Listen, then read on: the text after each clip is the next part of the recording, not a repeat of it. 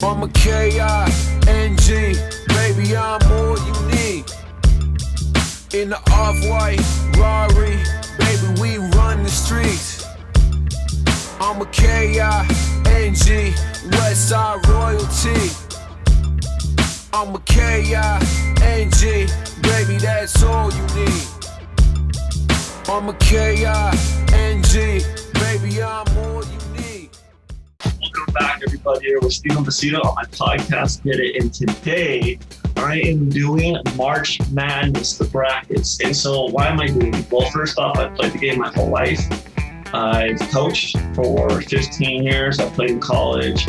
And more importantly, the last 20 years, maybe longer, I've actually bet on March Madness. And I've had a really good, successful track record.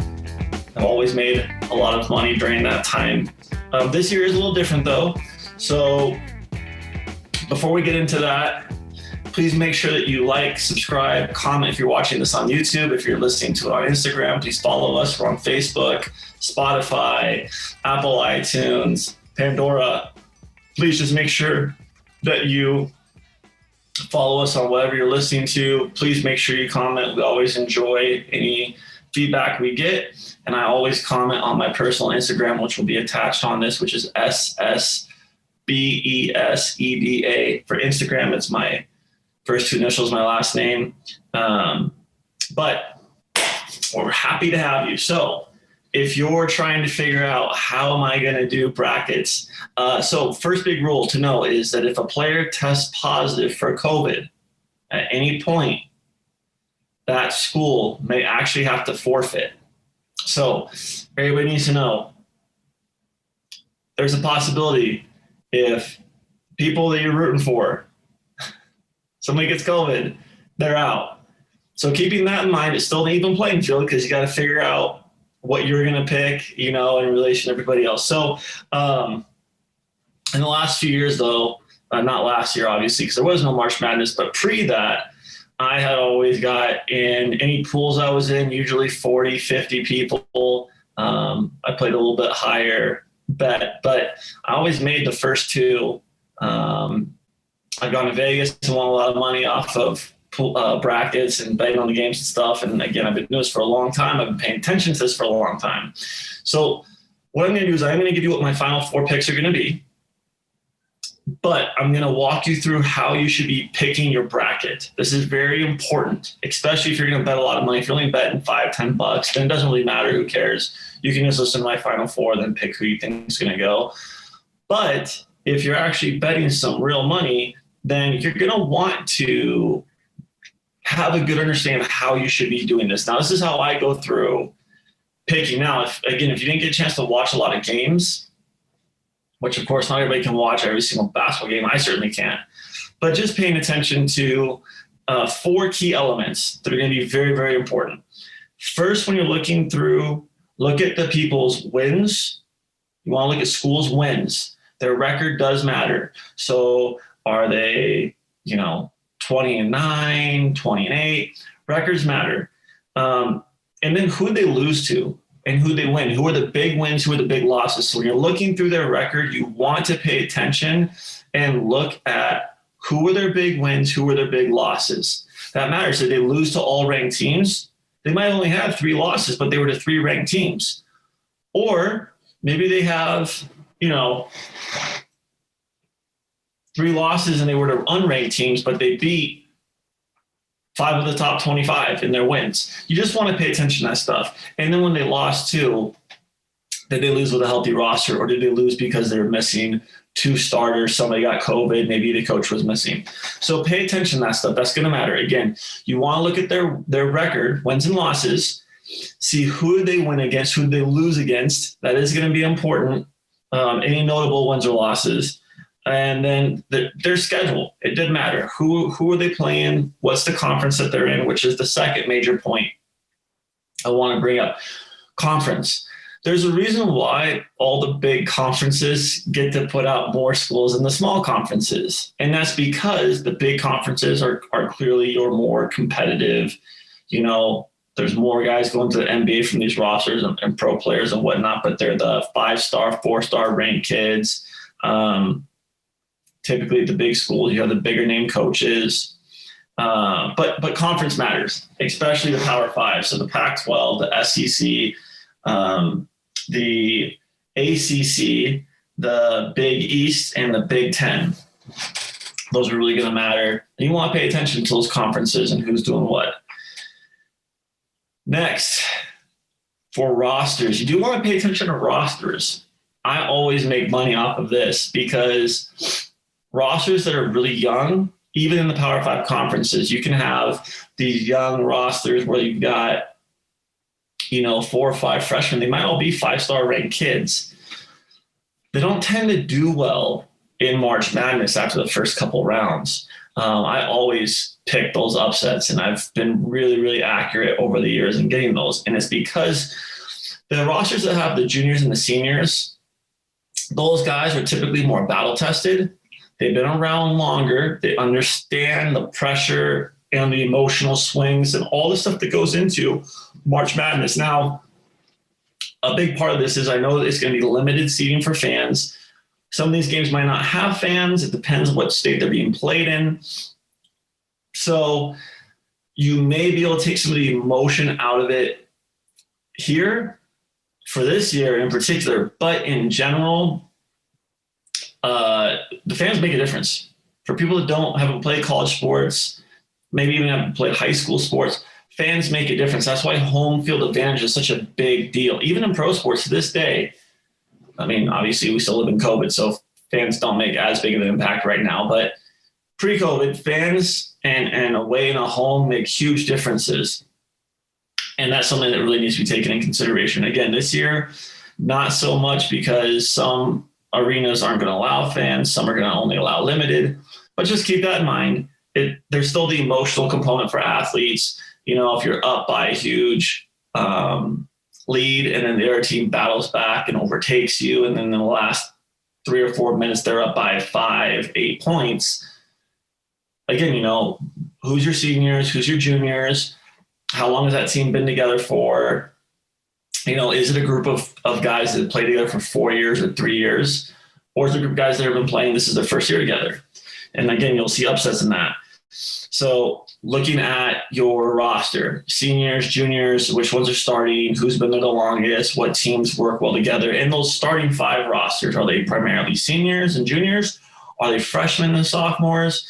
Again, I always give the competitive advantage to the older guys. And then their coach. This is the 4th thing that really matters. Coaching. There are certain coaches that I'm going to bet against because they just don't have a record of being able to pull off, being able to make it through the hardships of March Madness. And that's not to take digs at coaches. There's certain coaches don't do a great job. Listen, this hurts me personally. I'm a huge Gonzaga fan. I'm born and raised in Washington State. Love Gonzaga. I've been a supporter of Gonzaga basketball since I was a teenager. Let me tell you about Gonzaga.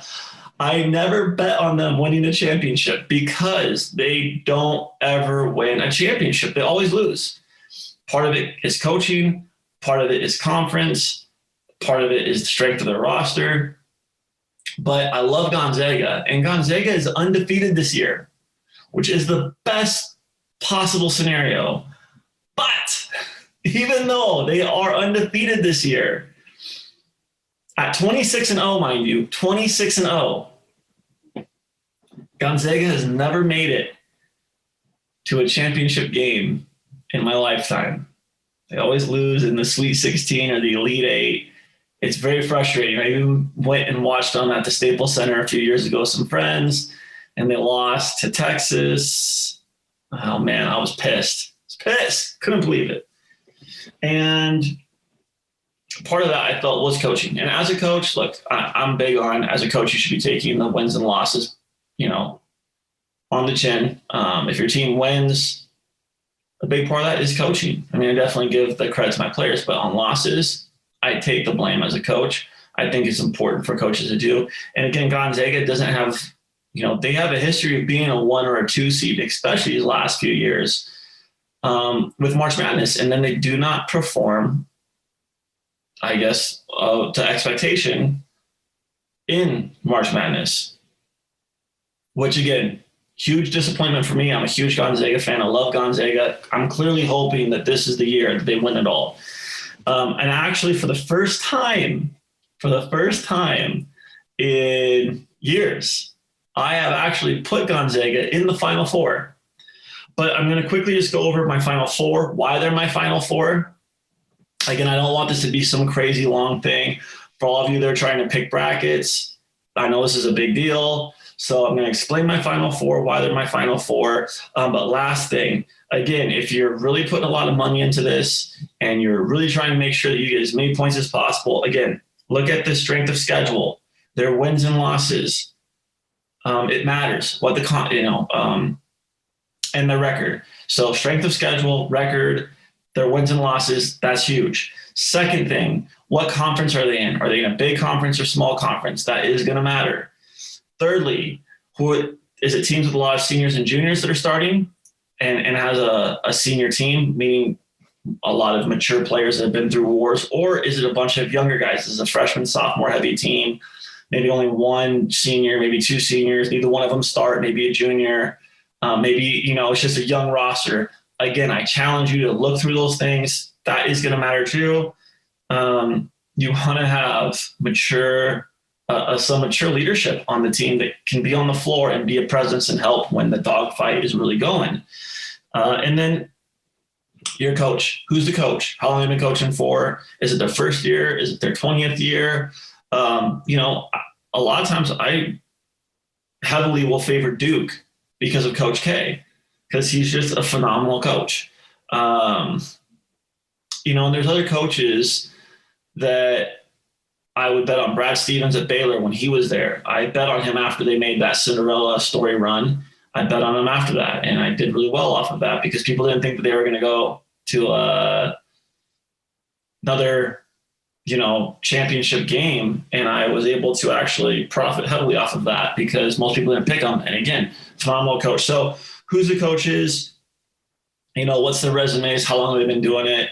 Do they have any Final Four appearances, Elite Eight, Sweet 16? Have they won a national championship or multiple national championships? Those things do matter. So just things to chew on and to think about. But let's get to the Final Four here. My Final Four picks.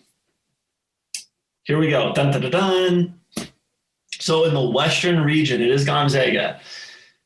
I am picking Gonzaga because their coach has been to the dance so many times. And I feel like, although they haven't performed well, he has to have an understanding. And I feel like at this point, he does have an understanding of what it looks like to prepare your team for this challenge. On top of them having consistency and making it here, they're undefeated. They're 26-0. 26-0. They've had some big games. They've had some big wins against Power 5 conference teams. So I'm giving them the Final Four nod this year, which I'm excited, and hopefully they will make it. That's what I'll say about that. My next team that I'm picking will be the East bracket. And in the East, this will probably come as a shock to, I would say, some people.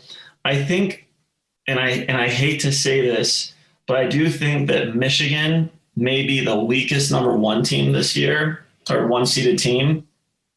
So I actually have Texas making it into the Final Four. I've watched Texas over the years. I just think they're a really solid team. They've returned a lot of really good players. They have a good coaching staff. But more importantly, they are battle tested, and they are a really consistent program. I know they've had some tough losses this year for sure. They're 19-7. But I do think that they are a good, solid team. Alabama is also solid this year, and I hate to throw Alabama under the bus, but I just don't think that Alabama will beat Texas in the long run. I think Texas will be a Final Four pick.